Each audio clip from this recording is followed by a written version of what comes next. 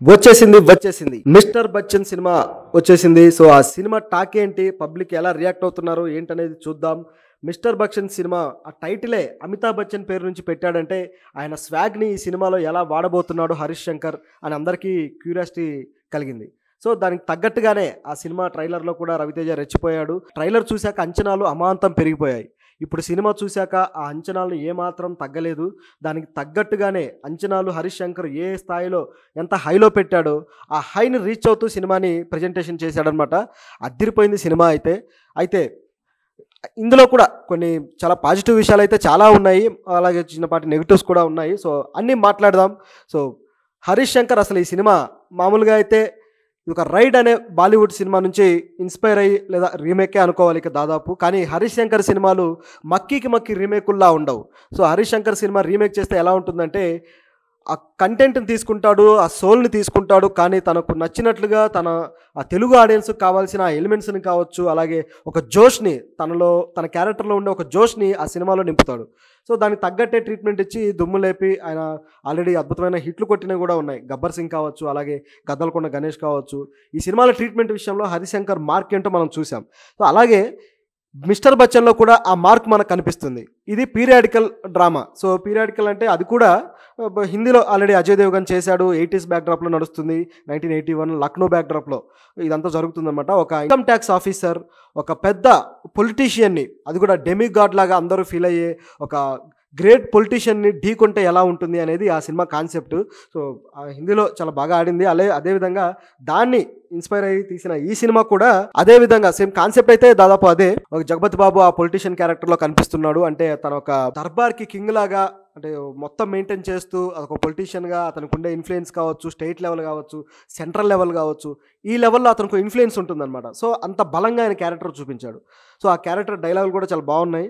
అదేవిధంగా hero character కూడా, హీరోదైతే హిందీలో చాలా క్యాజువల్గా ఉంటుంది, కానీ తెలుగులో మాత్రం అలా లేదు. తెలుగులో రవితేజ స్వాగ్ని వాడుకుంటూ, రవితేజ డైలాగ్ టైమింగ్ని వాడుకుంటూ నెక్స్ట్ లెవెల్లో చూపించాడు.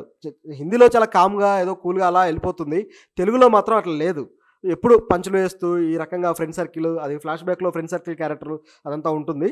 సో ఈ ఇన్కమ్ ట్యాక్స్ ఆఫీసర్గా అయిన తర్వాత కూడా ఇప్పుడు షోలే సినిమాలో అమితాబ్ బచ్చన్ స్వాగ్ ఎలా ఉంటుందో ఆ రిఫరెన్స్ను కూడా తీసుకొని సో ఆ విధంగా ఒక స్వాగ్ను మెయింటైన్ చేస్తూ ఆయన ఇన్కమ్ ట్యాక్స్ ఆఫీసర్ క్యారెక్టర్ చూపించాడు. ఇక కథ విషయానికి వస్తే స్టార్టింగ్లోనే హీరోకి ఒక కాల్ వస్తుంది అనమాట. అంటే ఒక అనానిమస్ కాల్ వస్తుంది, నీకు దమ్ముంటే ఒక పర్సన్ మీద రైడ్ చేయగలవా అని చెప్పేసి.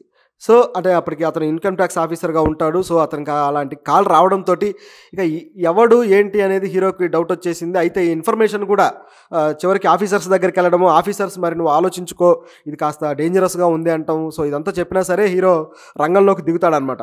దిగిన తర్వాత ఇక అతన్ని రైడ్ చేసి అతని దగ్గర ఉన్న ఆ డబ్బులు, ఆస్తులు, జ్యువెలరీ ఒకటని కాదు, సో మొత్తం అతని ఇంటి మొత్తాన్ని సోదాలు చేసి ఎలా రాబట్టాడు. ఈ రైడ్ ఐ థింక్ ఒక 1 day 2 nights జరుగుతుందనమాట. సో మొత్తం ఆ కాన్సెప్ట్ మొత్తమే సినిమా మెయిన్ థీమ్ అనమాట.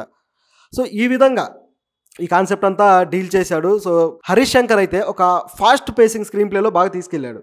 అయితే మధ్యలో ఈ ఫ్లాష్ బ్యాక్ ఎపిసోడ్ ఏదైతే ఉందో ఈ ఎపిసోడ్లో అతని లవ్ ట్రాక్ చూపించడము ఫ్లాష్ బ్యాక్. సో అందులో కూడా కాకపోతే అది ఆయన పాత సినిమాల్లో చేసినట్టే హీరోయిన్ వెనకపడ్డము, ఏవో చిన్న చిన్న సిల్లీ పనులు, సేమ్ గబ్బర్ సింగ్లో ఎలాగైతే జరుగుతుందో ఆ టైప్లో ఇదంతా పెట్టాడు. ఒక బ్యాండ్ ట్రూప్ని పెట్టేసి అది కొద్దిగా గబ్బర్ సింగ్ను గుర్తు చేస్తుంది. అలాగే రవితేజ పాత సినిమాలను కూడా గుర్తు తెస్తుంది. అదొకటి కొంచెం డ్రాబ్యాక్ అనుకోవాలి. పైగా ఆ హీరోయిన్తో ఏజ్ గ్యాప్ వల్ల, అలాగే రవితేజ కూడా కాస్త బాగా లీన్ అయిపోయి ఉన్నాడు కాబట్టి కొంచెం ఎందుకో ఈ మధ్య రవితేజకి పెయిర్స్ విషయంలో కొంచెం ఇబ్బంది ఎదురవుతుంది. కాబట్టి ఈ తరహా ట్రాకులు కొద్దిగా కష్టమే, కానీ థియేటర్లో ఫ్యాన్స్ మధ్యలో చూసినప్పుడు అది బాగానే అనిపించింది. కొద్దిగా పర్వాలేదు, బాగానే వెళ్ళింది. కానీ మెయిన్ థీమ్ విషయంలో మాత్రం చాలా స్ట్రాంగ్గా తీసుకెళ్ళాడు.